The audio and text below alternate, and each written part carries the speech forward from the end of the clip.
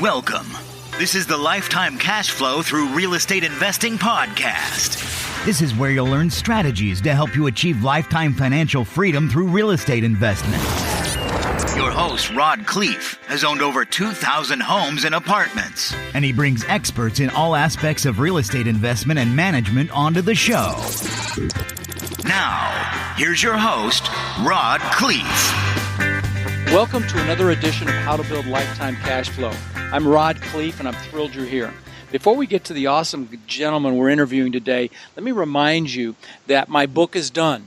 If you want a free copy, all you have to do is go to my website, rodcliff.com, and it's a direct download, or you can text ROD to 41411, and we'll send you the link. And, it's 200 pages long. And by the way, if you've been waiting for it, make sure you just go and download it, because I know a few have hit the spam folder. So make sure you go and get it. Had a lot of great feedback on it. And also, guys, I love connecting with you on social media and getting questions from you and interacting with you. And I'm very, very active on all the platforms, but primarily Facebook. So please hit me up and say hello.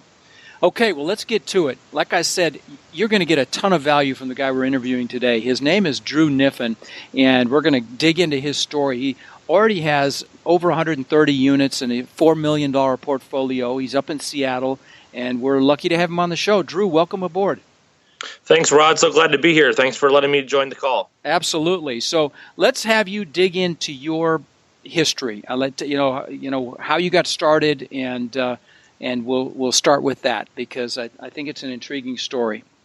Sure, Rod. Well, like a lot of people, I got involved with real estate investing almost by accident. I had a condo that I lived in starting in 2005, and when I wanted to move out of it, I found that the condo was underwater, and I would have had to bring cash to the closing. So instead, I rented it out, and after renting it out for a few months, I sort of thought about it, put pencil to paper, and realized, hey, my mortgage is getting paid down, there's a little bit of cash flow, and there's the opportunity in the long term for appreciation. So that sort of surprised me, because unlike everything else I'd ever thought of, I was building wealth passively, and that was pretty exciting. And then kind of fast forward a couple more years, I had a friend who was buying a number of single-family real estate out of foreclosure, right, and just doing very well for himself. And at that point in time, I was in graduate school, so I couldn't pursue that. But I just watched that and thought about the potential there. So that was a number of years, just in a few sentences of just kind of observing it. And then once I was able to get out of grad school, I bought my first property, a single family, and it worked very well. And then I was able to partner up with that friend. And since then, we've scaled up, put an LLC together, started with a 4-unit, which we also bought out of foreclosure. And this was all in Seattle? No, most of these are in Minnesota. I moved to Seattle about 2.5 years ago. Okay. But most of this is in Minnesota. There is some in Seattle as well. Okay. No, that makes sense. Seattle's prices are in the stratosphere right now, and that's why I'm surprised. Okay.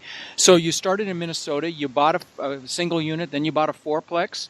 Yep. And you've been doing this with a partner, Yep, is a friend of mine, someone who we've been basically friends for almost a decade now. We know each other through college and through our wives. Okay. And so there was a long friendship and trust preceding the real estate, which was really helpful. And a tip that I give people is, if you're going to partner, it's wonderful to do it with someone that you have a tremendous amount of respect, because there will be turbulence along the way. Well, I'm really glad you brought that up, because sometimes it can be very dangerous to partner with friends and family, and how they show up socially versus how they show up professionally can be two completely different things. So it sounds like you have a success story, but I would tell you there are a lot of ruined relationships from people that weren't successful doing that. So, for those of you listening, tread carefully there, because it is like a marriage, and you will have ups and downs, you will have angst, you'll have setbacks and issues. I'm glad that it worked out for you. So this first fourplex, that was in Minnesota. Yep. Let's dissect that one to start there, because a lot of people listening have not even bought their first unit, and they've heard me say that residential multifamily is a fantastic place to start, 2 to 4 units, because the financing is always better. It's easier Did one of you move into it, or did you buy it strictly as an investment? We didn't. We bought it as an investment. I found it on the Fannie Mae Freddie Mac clearing website of HomeAway. Okay. So it was a property that had been foreclosed on. And when was this? What year was this, Drew? 2015. Okay. Wow. You've done all this in the last 2 years. Yeah, I've gone all in on it. I've kind of put all my he has got 130 units in the last 2 years. If that doesn't motivate you guys that are listening, I don't know what will. So you started with a 4-unit in 2015, and you found it as a foreclosure on Fannie Mae's REO list. Fantastic. Did they offer financing, or did you have to go out and get your own financing? We did have to go out and get our own financing. That wasn't a part of the package, unfortunately. Okay. All right. Yeah, but we bought it. It was all vacant, so it took some while to fill it up. But it was mostly turnkey, so there wasn't a lot of rehab to do on it. Okay. And at that time, that was a pretty scary purchase to kind of go buy a multifamily. Sure it is. What kind of an area was it? Was it an A, B, C, or D area? It wasn't a bad area. I would say it was like it was an outer ring suburb of the Twin Cities. So the issue here was not that it was a C or D property. It wasn't the hood. No. Okay. No. All right. Nope. Good. Nope. But the issue is basically filling it up and making the mental jump from single family to multifamily was just an adjustment. Really? Okay. I'm glad you brought that up. It is much easier to go from a single family to a 4-unit than it is to go to 10 or 20 units. Mentally, it's a mental thing. And I get it, especially if all 4 units are empty. I assume it was obviously a success. You were able to fill it fairly quickly. Yep, we filled it. I think one lesson from there is, I said it was an outer ring suburb, is that it is very nice to be in an area where you're close to a lot of different job opportunities, close to bus lines, where you're basically going to cast a wider net for tenants. Because this is a little bit farther away from the core metro, it's a little bit harder to find tenants, and you have to run promotions to fill it up. So that was a lesson for us right there. Well, what do you mean by run promotions? Maybe we have a good property manager. That's been one of our keys to feeling comfortable in growing the business. Feeling we have a good long-term partner to manage the assets, but. As far as running promotions, $100 off your first 6 months or first month free. Okay. Sometimes we have to offer pricing concessions in order to fill the units, and obviously that hurts the profitability of the business. Impacts your NOI. So you have a partnership with a property management company. Okay. Yep. And and I'm a big advocate for self-managing. Do you have a regular job, or is this your job? Real estate is my job. Real estate is your job. Okay, and you hired a property manager, so it leaves your time free to focus on acquisitions. I don't want to put words in your mouth, but I'm guessing. Nope, you got it. I think I found that the best use of my time is to build relationships and to build a pipeline and to be able to have the time to think and pursue, raise capital, find capital for the next deal. Okay. And I watch closely. The acquisitions in the first 6 to 12 months. I'm very involved after the acquisition to make sure that they're performing as we hope it will. Right. And then after that, it's the day-to-day operations is on the property manager's hands or responsibility, and I'm out pursuing the next one to grow the business. And you know what? Those of you listening, this is what he's describing, particularly since you've only been at it a couple of years, is a great way to get started. It's also a great way to learn the business. I was just on a call with somebody, a coaching call, and I told them, he's building a 12-unit, and I said, and he had to hire a property management company, and I said, that's great because that's how you're going to learn the business. You learn from them. I know a lot of the really big players that I interview, and maybe your mindset will shift once you get out of acquisition mode and just get into stabilized asset management, holding mode, really, and that you may want to hire your own property manager. I guess it's all dollars and cents and time. A lot of the big players that I talk to self-manage, and I'm a big proponent for self-managing. Just because you end up having to manage the manager, that's if it's working. And I like the way you described it as a partnership. It's obviously working for you to ramp another thing that we've enjoyed about having a good property manager is you buy into their network and you buy into their knowledge of vendors. Mm-hmm. Sure. So there's been a deal that opened up to us, and there was financing that opened up to us because again, this property manager, he's also he's also a friend in a sense. There's a longer term relationship, Okay. and so we were able to tap into his. We bought a 62 unit in the fall of last year, in the fall of 2016, and it was half vacant when we bought it. So the standalone financials were not excellent because it was half vacant. Sure. But because of his history and because of his long relationship with a bank, we were able to get good financing that we may not have been able to get otherwise. So Got it. Great. That's absolutely a great reason to have somebody like that on your team, because now Yep. I'm assuming you just referenced him on your team, or is he one of the principals in that transaction? Both. Both. So Okay. Well, see, that even made a bigger difference. Okay. Well, and see, there's a big advantage there, guys. Those of you that are looking to get into the larger properties, you've heard me talk about sponsors, but in your case, if you've got someone on your team that supplements you financially, but is a property manager, I mean, you can do what Drew did here and take down a larger property. Was that your largest acquisition? Yes. At that time? Sure. Yep.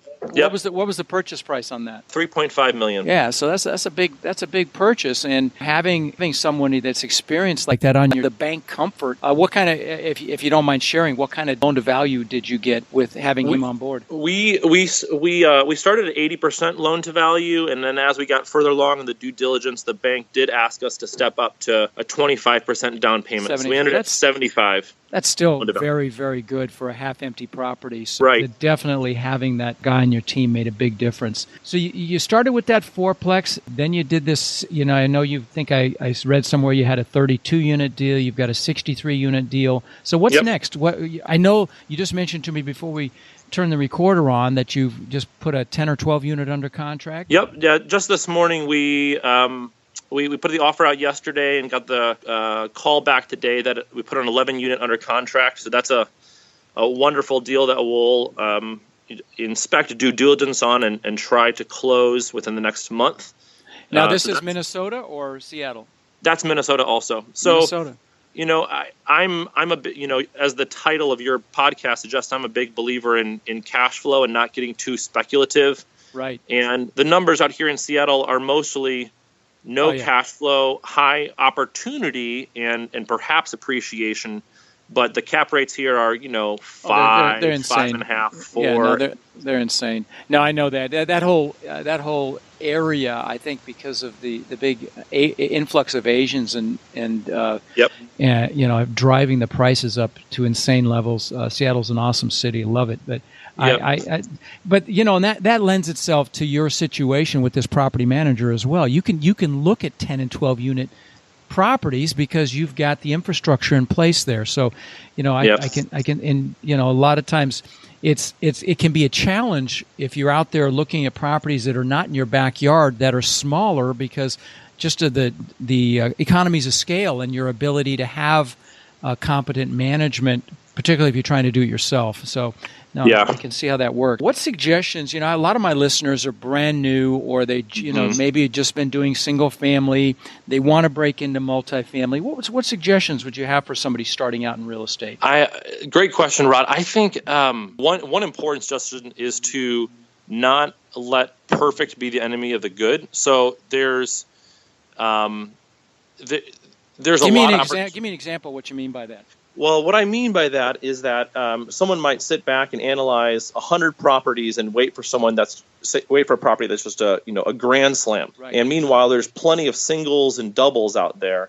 And the way you build your confidence in this business is to get going and to get some properties. They don't have to be perfect, but they have to be good. And they build your network, they build your portfolio, they build your experience, and your net worth, everything. Your net worth and success begets success. So you have to get going in order to get where you want to go. Great advice. And so some people sort of sit on their hands and they can't find the perfect deal, and so they never do anything. And what I've found is if you're more iterative, if you're just kind of going one step at a time and you're willing to lean forward into the unknown, real estate is the kind of business where the wind is at your back. You have a lot of good fundamentals that will help you along. So if my advice is to get going on it and to not be too to be careless, but you don't want to be too picky looking for the perfect deal. You need to get moving. And as you get that first deal, as you get the second deal, your instincts get refined. You start building momentum.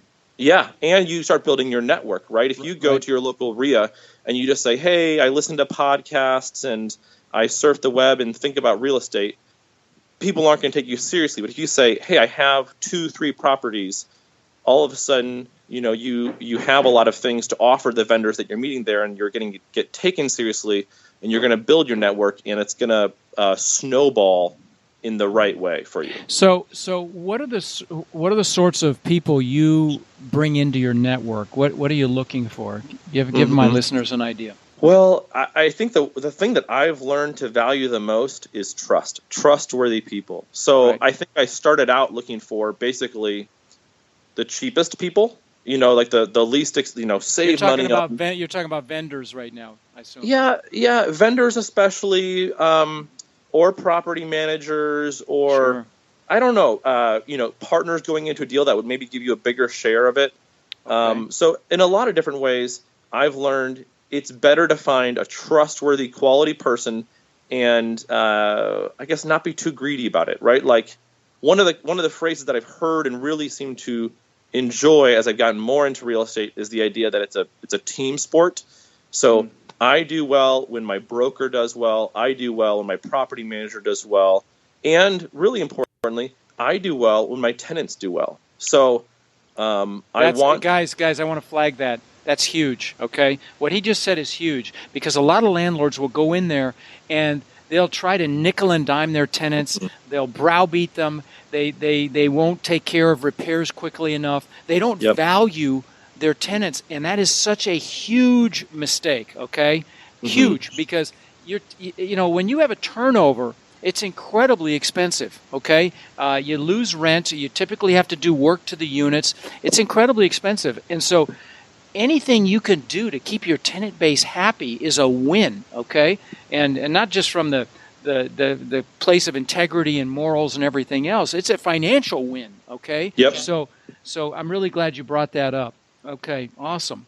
Yep. So it's not a zero-sum sport. I don't do well when I, as you say, browbeat my tenants or browbeat my vendor. I do well when they do well. So we all want to work together, and so that's been a huge thing for me. Is how does this business work so that everyone wants to do another transaction together, wants to stay in the property for another 12-month lease. You're looking for win-wins. You're looking for win-wins instead of win-loses. And guys, and I will tell you, I confess, I was that guy that was always trying to get the best deal. It took me a couple of decades to realize what a huge mistake that was, not just in vendors, but even in employees and in other people on my team, always trying to cut the best deal, because I'm a great negotiator. You can do that to your peril, as I did, and you've learned it at a young age, Drew, that it's a mistake. So my hat's off to you.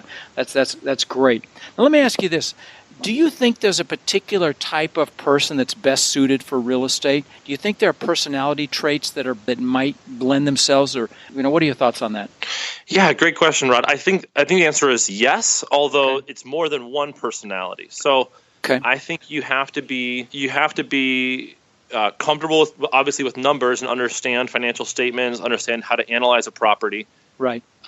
You have to be willing to take risk. I mean, the biggest difference between real estate investing and stock market investing is that there's an element of illiquidity in the property, and there's an element of it's not as passive as owning General Electric stock, for instance. So of course you have to be willing to roll up your sleeves, get on the phone. You're really buying a business when you buy an apartment building. So you have to have a mindset of risk taking, and then that also means you have to have a certain.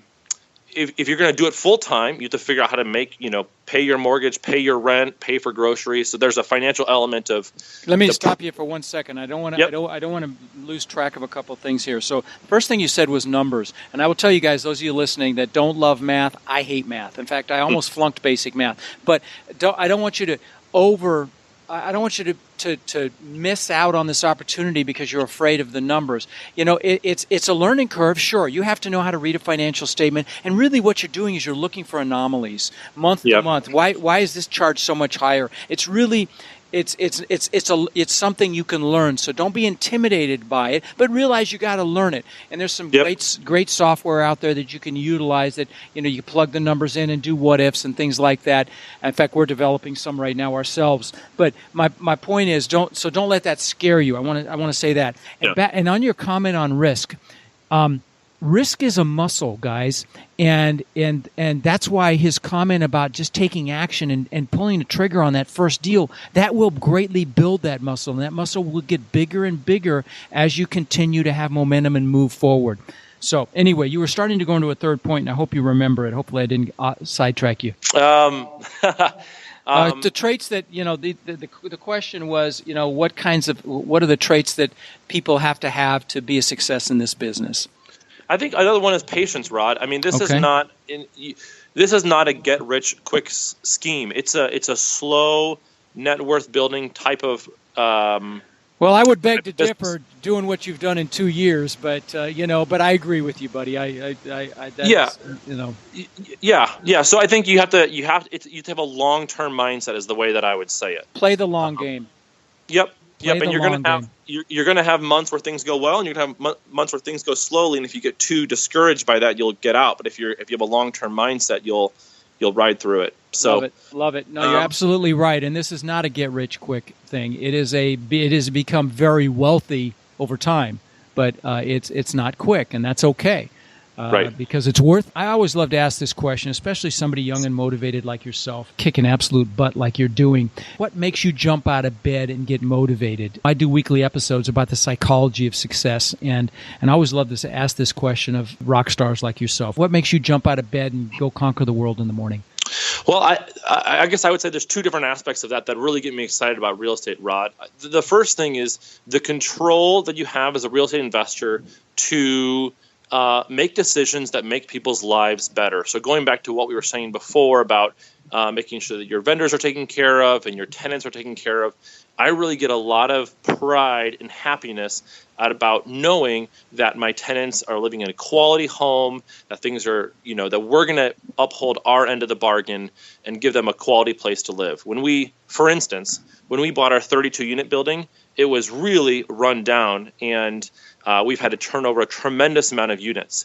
We had a repairman in there full-time turning units, and the tenants were so excited to have us in there because they were saying the hallway lights work. There's no longer mice running through the hallways. So being able to provide a better property that improves their quality of life and also makes financial sense for us as the investors is really exciting. I like that a lot. I'm really glad you brought that up. And guys, as you start investing, don't lose sight of that. Don't lose sight of what you're doing to help other people, because obviously the fact that you brought that up with that question about, the psychology of success, that you brought up caring about other people, says a lot about you, Drew, and I'm impressed. It's so important, because people get so focused on achievement, they forget about fulfillment. And you're obviously getting fulfillment from helping people and improving their lives, which is absolutely a fantastic. And you've brought up win-win, and I can see why you're such a success. So I hope you guys are taking note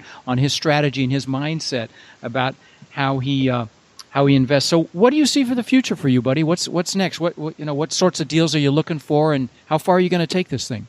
Well, let me answer that question in a second. If I want to circle back to what we were just saying. Oh, okay. So, sure. I also love that I can make those decisions. When I had my prior W-2 job, I didn't have as much control in a big 40,000 person company. I didn't have control about making certain decisions that directly affected people. And I can do that in real estate. So that makes me excited also that you have the control to make those changes. And then the third thing that gets me motivated is the chance to orient my life according to my values. So again, when I had this W-2 job, if they said, get on a plane and go across the country and be at this meeting, and it was a difficult week for me and my family, I had no choice. But here, I have much more control over when I work, how many hours I work, when I travel, according to the things that are important to me, to my family's time. So the ability to control my time is another thing that gets me out of bed. I'm looking at a picture of you. Are those twins? Yeah, I got twins. They look identical. Are they identical?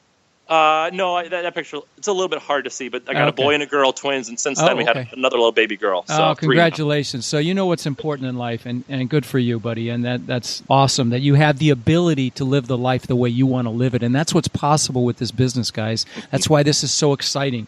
And I hope you're motivated by hearing Drew's story, because you should be. The fact that he's now, literally creating the life that he wants with his family, for his family, and able to control the things that he wants to control, give back, help other people while he's building an incredible fortune in real estate. Drew, my hat's off to you, brother. I'm really impressed. I really appreciate you being on the show. I know you've agreed to share your email address. We'll put that in the show notes for people if they want to reach out to you. Leave my listeners with one last little tip. If you speak to the guy that's sitting in the sidelines, wants to get busy in this business, what would you say to that person that wants to get into this business and hasn't yet? Yeah, I'd say that there's no time like the present. We're right here at the beginning of a new year. The opportunities out there to create cash flow exist. Even if you're not a place where you can buy a multifamily, there's opportunities to start wholesaling to create that cash. Right. And with the internet and with podcasts, there's never been more information more readily available to go out there and do it in a smart way where the chances of success are high. So I'd encourage people to go do it. And if anyone wants to reach out to me, I'm really happy, just like Rod, to speak to people. I got a lot of help from people that were before me and getting started, and I'd love to help out people myself. So I forgot to ask you that. Did you have a mentor? Did you have multiple mentors?